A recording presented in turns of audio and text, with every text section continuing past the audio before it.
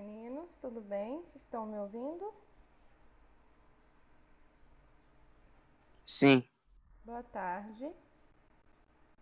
boa tarde. Luísa, ativa a câmera, Luiz. Faltou aula ontem, o que foi, Luiz? Hum, eu tinha. Não dava pra me assistir a aula ontem. Eu fui pro centro com a minha mãe, aí não deu pra me assistir ontem. Assiste depois da gravação, tô fazendo uma revisão de geografia essa semana. Prova é sexta-feira, tá? Tá bom. Aí tem conteúdo que eu vou cobrar na prova que a gente não tinha visto ainda, a gente tá vendo. Hoje vai ser geografia novamente pra gente concluir, tá? Vocês já pegaram o livro? Sim? Tia, pode mostrar a tarefa? De geografia? Pode. Sim. Mas Foi eu a página 30 e 31 só? É, mas eu vou dar continuidade com o conteúdo primeiro, tá? Vou deixar as correções para amanhã mesmo, tá bom? Aí, se alguém não fez ainda, que é a página 30 e 31 por enquanto, faça a tarefa que amanhã que eu vou fazer a correção, tá bom? Ok, Luísa quer mostrar? Fez, Alice? Tia, é o 3, não é? Eu sempre tô com o livro errado. É o 3, É hoje de novo, eu tô com 2. Pera aí, tia, eu vou procurar ele aqui. é o 3. Fez, Luiz? Se você não tiver feito, faça para amanhã, viu? Ok.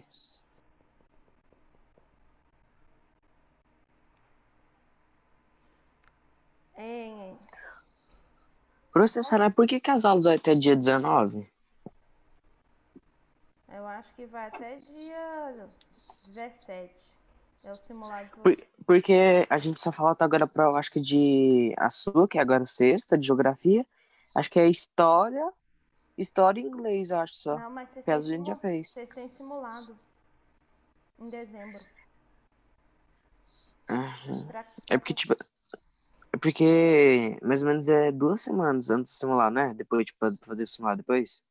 vai 3, né? 3 semanas. Até 3 semanas. 3 semanas, não 2, tá? Fez, Alice? Já quer mostrar? Amanhã não precisa mostrar. Se não tiver feito, você pode fazer pra amanhã, tá? Então tá bom. Vou fazer Eu esqueci meu livro na minha avó, meus livros estão lá. Tem que pegar. Põe na cabeça, é livro 3, viu? Senão você ainda estuda errado pra prova. Livro 3, capítulo 2. Vou fazer o compartilhamento de tela, tá? Hoje dá certo. Abriu minha tela para vocês?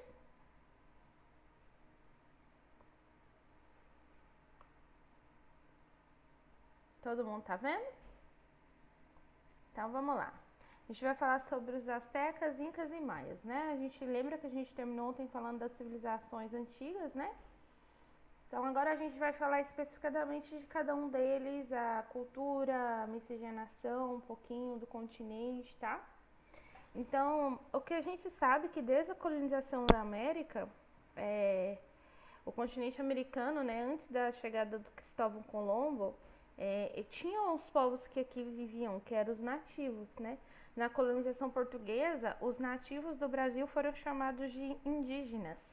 No entanto, os outros nativos foram chamados aos arredores, né, que são os habitantes ali do Peru, né, parte da Argentina, Bolívia, são chamados de pré-colombianos, tá? Colômbia. Então, muitos desses povos, né, que habitou parte da que habitou, né, esses lugares, né, que foi parte do período colonial português, eles viviam da caça, da pesca, da coleta de frutos, tá? E todos eram nômades, tá bom?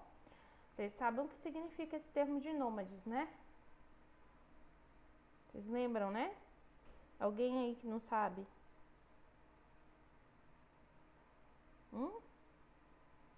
Tem alguém que não sabe? Então tá. Vocês querem que eu fale a definição? Todo mundo já conhece.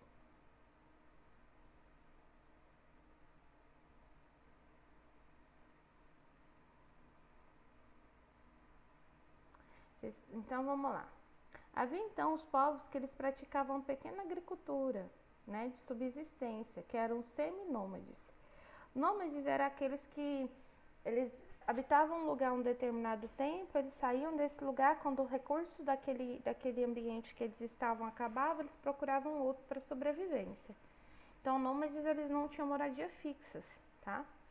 Quando eles começaram a desenvolver a agricultura para sobreviver, aí eles passaram a ser seminômades, ou seja, eles começaram a se estabilizar em um único lugar. Então, desses três grupos, né, se diferenciaram, era que chamaram a atenção dos conquistadores europeus para a época. Astecas, incas e maias, eles possuíam uma organização política bem diferente dos nômades e dos seminômades. Eles praticavam agricultura em larga escala, eles utilizavam técnicas de irrigação, eles faziam trocas comerciais entre si e também eles construíam grandes cidades com pirâmides que contavam com sistema de fornecimento de água para abastecer a população deles inteira. Para vocês terem uma ideia, conta-se a história que essas civilizações eram compostas por milhares de pessoas. Elas eram civilizações grandes, não civilizações pequenas. Os astecas, eles eles viviam, né, no atual México, então eles tinham uma vida social bem hierarquizada, bem organizada. Eles tinham também uma economia baseada totalmente na agricultura, onde eles cultivavam o milho, a pimenta, tá? Tomate, o cacau. Eles também eram bem dominantes do artesanato, então eles criavam muitas peças em ouro e prata. A capital do Império Azteca era a Tenochtitlan, que é a atual cidade do México. Então lá é possível observar como indícios da vida dos astecas, né? Lá as ruínas que eles deixaram, tá bom? Então eles deixaram muitos dos seus vestígios gravados na cidade. E o livro traz aí a imagem de uma dessas ruínas. Deixa eu só movimentar a página. Tá vendo? Olha aí, tanto que eles eram organizados. São as ruínas da capital do Império Azteca, tá? Na cidade do México, no México. Então, esses grupos aí, eles formaram o Império Inca. Os grupos que formaram o Império Inca, eles habitavam os lugares que hoje é Peru, Bolívia, Chile e Equador. Assim como os astecas, eles também tinham uma economia voltada para a agricultura. Eles também tinham um sistema de estrada entre os povos que constituía todo o império deles. Era uma sociedade também hierarquizada, tá? Era uma sociedade mais rígida, né? Em tudo pertencia ao Estado e o imperador que governava. Os incas, eles eram grandes conhecedores de arquitetura, então eles faziam complexas praças em ouro e prata, tá? Assim eles construíram as suas cidades como Machu Picchu, a mais de 2.400 metros de altitude. E ainda, gente, até hoje, essas bases criadas por eles são preservadas nos dias atuais. Aqui tá uma imagem, ó. Tá vendo? É uma vista de uma das ruínas da cidade de Inca, lá no Peru, chamada de Machu Picchu. Alguém que já foi pro Peru? Teve a oportunidade de conhecer essas ruínas? Não? Então, ó, por fim, a gente tem os maias, que também, os maias eles eram muito dominantes da matemática e da geometria, tá? Eles também eram diferentes grupos étnicos que habitou cerca de 500 cidades da região, que hoje fica na Guatemala e em Honduras, na península de Yucatán, ao sul do México.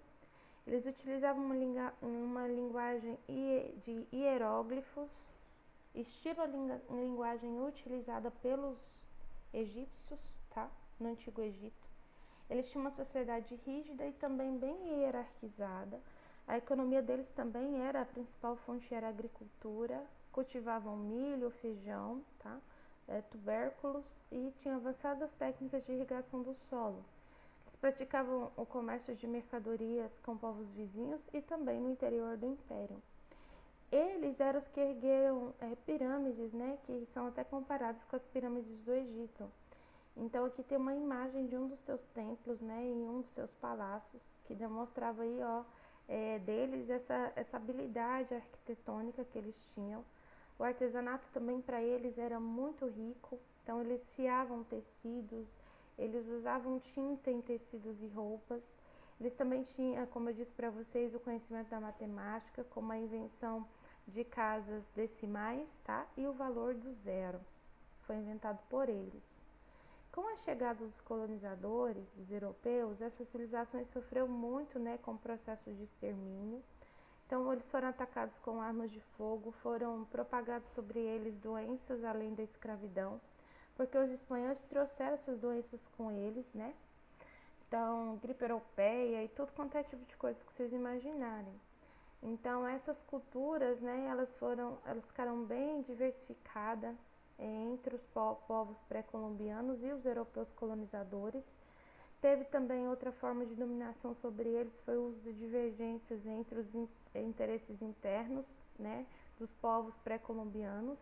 Então, quando eles acirraram as diferenças políticas internas, foi o que provocou entre eles guerras, e os colonizadores entravam para apaziguar e completar a dominação deles. Então, depois dessa completa conquista, os espanhóis eles começaram a explorar todos os recursos naturais que eles tinham, todos os minérios como a prata, a implantação da agricultura para exportação. Então, vocês terem uma ideia, foi assim que esses povos foram exterminados. A maior parte deles foi desta forma, tá? Então, agora a gente vai entrar no assunto dos fluxos migratórios, né? E a questão da política e imigração na América Latina. O continente americano ele foi habitado por populações que chegou ao longo dos últimos anos, ao longo de 15 mil anos de história. Então, a maioria da população atual da América Latina é descendente desses povos, que chegaram depois de 1492, nessas regiões de civilizações pré-colombianas, né? E aí, gente, que são os descendentes de Incas, Astecas e Maias, e nos Andes Centrais, que hoje é Bolívia, Peru e Equador. Na América Central, Honduras, Guatemala. Na América do Norte, atual Estado do México. Contém também as parcelas das populações mais numerosas como ascendência nativa, que são a menos miscigenada com europeus. E as colônias de exploração, elas foram implantadas na América Latina até a independência da América Latina em relação às metrópoles europeias. Então, eles tinham um fluxo imigratório, tá? Para rotas de comércio voltadas para o novo mundo. O que era esse novo mundo? Era a exploração de todas as riquezas naturais que se tinha nas colônias, nos lugares de exploração, tá? Colônias exploradoras aí. Então, olha só, colônias espanholas, colônias portuguesas, todas elas implementaram, com a sua chegada, a exploração de todos os recursos naturais que se tinha na América Latina. Exploração de minério, exploração agrícola, tá? No Brasil mesmo, a exploração das ervas, né, do sertão, que eram as plantas medicinais que eles exploraram e comercializaram com toda a Europa, tá bom? E aí eles começaram a desenvolver a sua economia. A economia da colonização, ela tinha uma característica voltada para obter lucro para as metrópoles, tá? E a mão de obra empregada era de escravizados, tanto dos indígenas quanto dos africanos, tá bom? E aí a gente entra nos movimentos voluntários e os movimentos forçados, que era a imigração voluntária para a América Latina. Ela foi basicamente traçada por nobres, que eram pessoas escolhidas pelas cortes para viabilizar a exploração dentro das colônias. Então vinham pessoas da Espanha, da França, de Portugal principalmente. E eles eram mantidos aqui, né? Foram mantidos durante ao longo de 3 séculos, e teve o extermínio, né, de muitos nativos com isso, por meio da propagação de doenças, conflitos e guerras, tudo no início do século XVII. Então, os europeus ibéricos, eles chegaram para administrar essas colônias americanas, eles formaram uma elite branca dominante e numerosa em cima deles. Vocês podem marcar, viu, esses parágrafos que eu estou falando. A lista que está sem livro, página 39, você marca o primeiro e segundo parágrafo, tá? Então, até o século XIX, a escravidão foi o recurso utilizado durante toda a colonização latino-americana. Tudo isso tinha interesse voltado à exploração dos recursos naturais, implantação de monocultura exportadora, tá?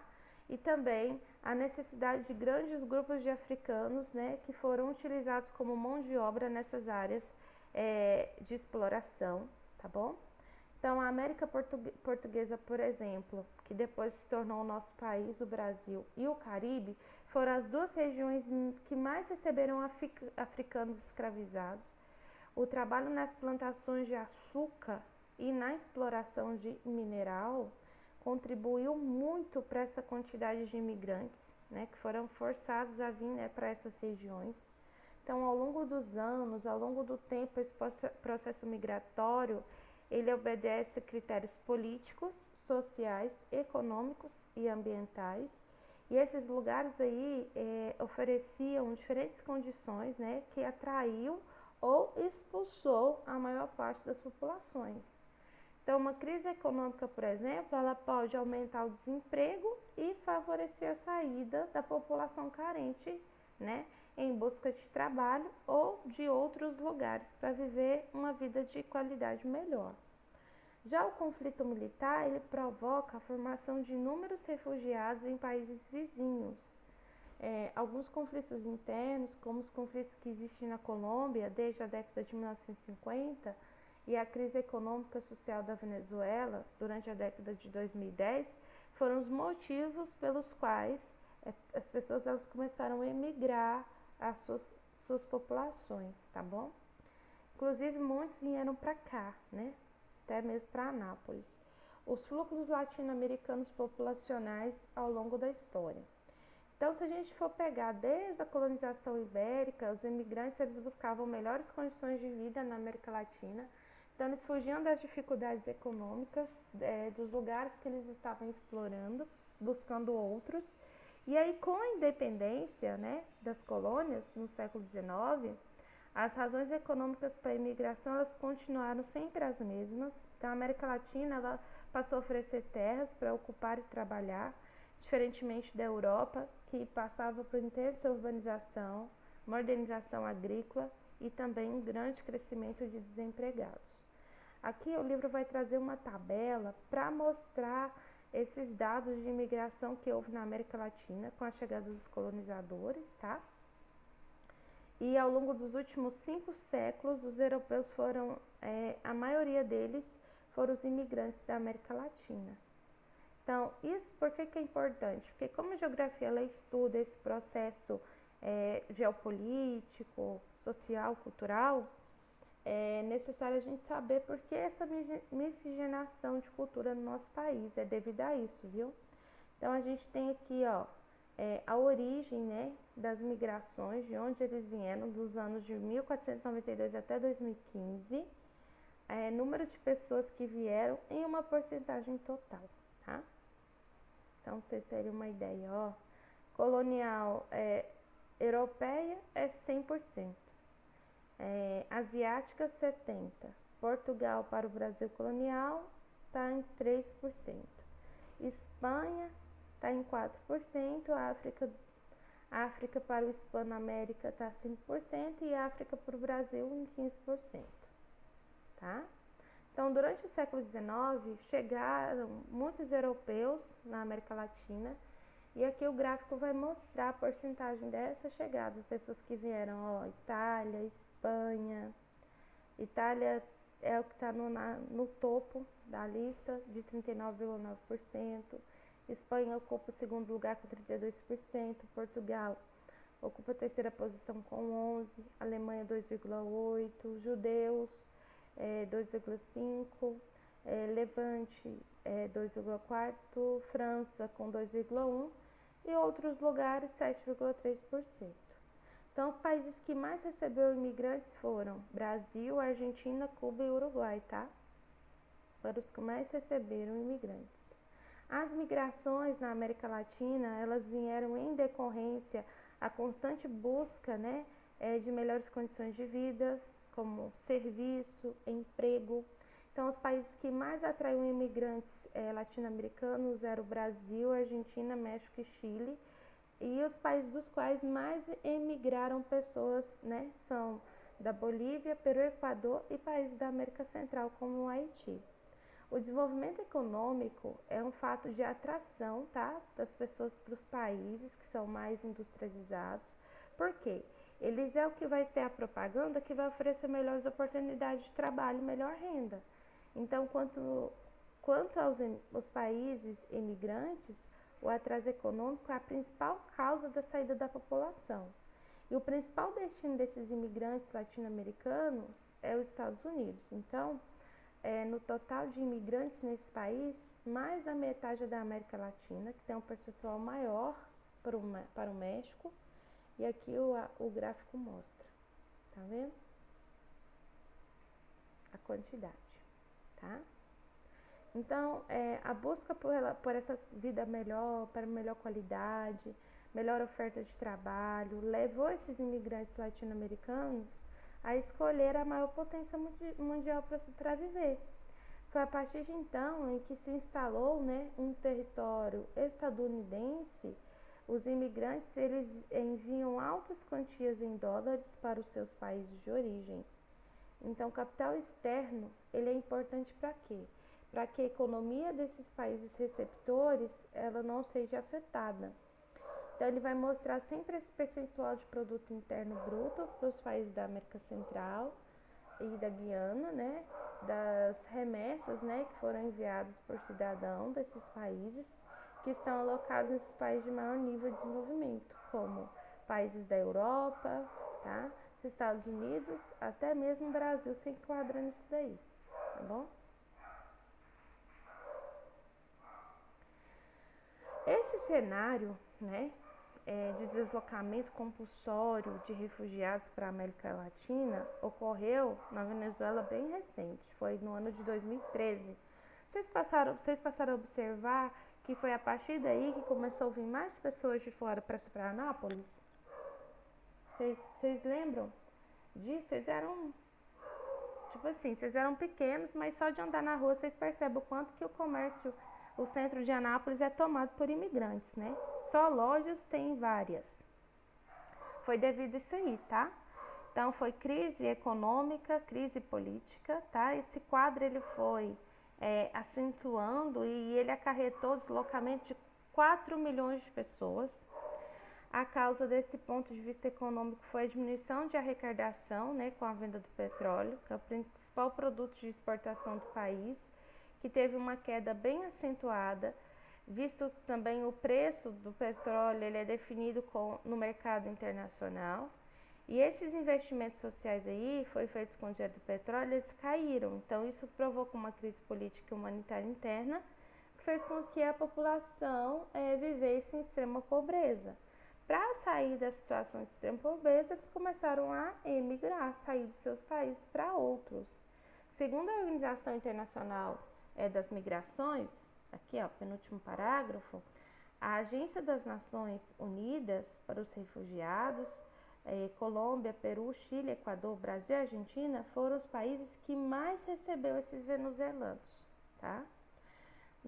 Ao longo dos anos de 2018 e 2019, milhares desses habitantes de países da América Central, eles fizeram caravanas cruzando os países do Istmo em direção à fronteira do México com os Estados Unidos também, procurando essas melhores condições de vida. Meninas, vocês estão entendendo o que eu estou explicando? O conteúdo tá ficando claro? Estou falando rápido demais? Como é que tá? Tá ok? Mariana, Ana Laura, tá entendendo? Alice, tá sem livro, tá conseguindo entender? Luiz? Então, tá bom. Então, quais são os objetivos e a importância, né, dessa integração do território americano, principalmente quando recebeu todo esse povo aí, todos esses imigrantes? Vamos ver agora? Vamos lá para a página 46. Então, existem órgãos, né, principalmente no continente americano, que cuida dessas migrações. E também avalia quais são as consequências internas e externas, que é o órgão, né, chamado de Organização dos Estados Americanos, OEA. Devido a essa complexidade, ele tem vários organismos internos para buscar quais são as causas e medidas para minimizar, né, todo o continente, né, sobre todo esse problema aí dessas migrações, tá?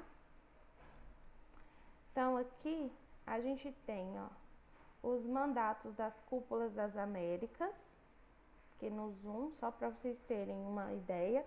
Todos aqui que tá falando aqui nesse Zoom é toda essa comissão de programa que existe para cuidar das migrações, tá bom? E cuidar desses povos que vai e vem, tá bom? Depois vocês dão uma lidinha lá, mas eu não vou cobrar isso não, só para vocês saberem. E aí, gente, claro, tem que ser feita então uma distribuição demográfica na América Latina.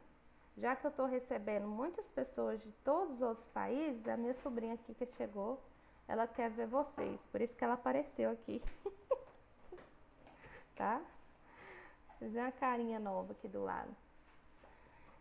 Então, ó, ao longo do espaço americano, algumas áreas elas foram adequadas para a presença humana, né? Então, outras partes eram aquelas partes ecumenas, né? Que são aquelas que propiciar essas condições naturais e econômicas para que a população se concentrasse nessas regiões. Então, as regiões, né, próximas ao Oceano Atlântico, Pacífico, como o Mar do Caribe, o Golfo do México, são essas regiões mais propensas a receberem essas pessoas. E aí a gente tem uma densidade demográfica, tá? Mostrando aqui nesse mapa. Tá aí. E as regiões mais povoadas, né, são as que têm as maiores metrópoles, tá? Então, sempre vai ter um destaque aí para essas áreas, né, onde tem as maiores capitais. Então, para uma distância, né, de 600 quilômetros do Atlântico do norte brasileiro, a gente tem uma distância entre Brasil, Buenos Aires, com a Argentina, né? Essas duas regiões aí é onde estão localizadas as maiores metrópoles e é onde também existem mais imigrantes. Então, diante disso, né, tem aí todo um desenvolvimento cultural, econômico que aconteceu ao longo da história e foi o que resultou nas primeiras civilizações antigas, como as civilizações Azteca e Inca Maia. E aí, gente, é claro que foi o que possibilitou a formação de exploração colonial, né? Principalmente tanto nessas civilizações como no Brasil. Então, o desenvolvimento industrial ele chegou, né, na região sudeste, como também no centro do México, na Grande Buenos Aires. E tudo isso é que formou um ideal para o adensamento demográfico dessas regiões mais povoadas da América Latina.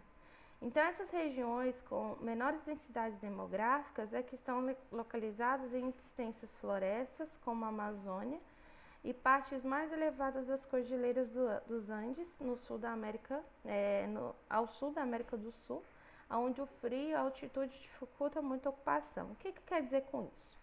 Significa assim, aonde tem as grandes capitais, é onde eu vou ter mais fluxo, mais habitantes, tá? A maior densidade demográfica, que é o número de pessoas que vivem, número de habitantes por quilômetros, tá? Quadrados nessas regiões. As regiões que são mais distantes, em que eu tenho uma maior, como se diz? Eu tenho uma habitação em que eu tenho maior vegetação, ela é rodeada por floresta, ela é rodeada, o frio é maior, Essas regiões é que a densidade demográfica é menor, porque, é claro, são lugares mais difíceis de sobreviver. Diante disso, as pessoas elas não querem esses locais, eles querem um local com maior facilidade de sobrevivência, né? E é isso que acontece, nessa questão demográfica. Então, o que vocês têm que saber? O que leva as pessoas a saírem dos seus países de origem e irem para outros? Justamente a qualidade de vida. Então, o que eu vou procurar? As grandes capitais, tá bom? As grandes metrópoles. Aonde eu vou ter melhores condições de trabalho, então é lá que eu vou procurar. Regiões com menor densidade demográfica só existe por um motivo. Habitação, tá? Então, se eu tenho uma habitação que não é favorável para o meu crescimento econômico, então eu não vou permanecer. Por exemplo, na região Amazônia tem os ribeirinhos. Os ribeirinhos vivem uma vida mais difícil, né? Até o meio de transporte ele é mais puxado, porque o meio de transporte ele é hidroviário, não tem como ser de outra forma. E regiões onde o frio é muito grande, como o extremo sul, a densidade demográfica também é menor, tá? Então, meninos, para esse capítulo, o conteúdo é esse, tá bom? Essa questão cultural, de miscigenação, que acontece, é o que vai cair na nossa provinha. Para amanhã, a gente vai continuar com geografia, eu vou selecionar alguns exercícios que eu vou fazer com vocês, tá bom? E é isso. Me digam se vocês têm alguma pergunta, dúvida. No mais, é mais a leitura mesmo. Não tem muito que se preocupar. Alguém quer falar alguma coisa? Não entendeu? Não compreendeu? Pode falar. Que a gente amanhã faz um respaldo. Com isso, a gente conclui também o livro 3, viu? Pergunta? Dúvidas? Não? Tranquilo? Prova também não tá difícil, não. Nem vai estar difícil. Vocês vão fazer de letra. Então é isso. Amanhã a gente se encontra. Vamos fazer alguns exercícios juntos desse capítulo, tá? E aí eu deixo vocês nem vou tomar muito tempo para que vocês estudem mais tempo para a prova, tá bom? Então, fiquem com Deus, tenham uma boa tarde. Até amanhã. Tchau.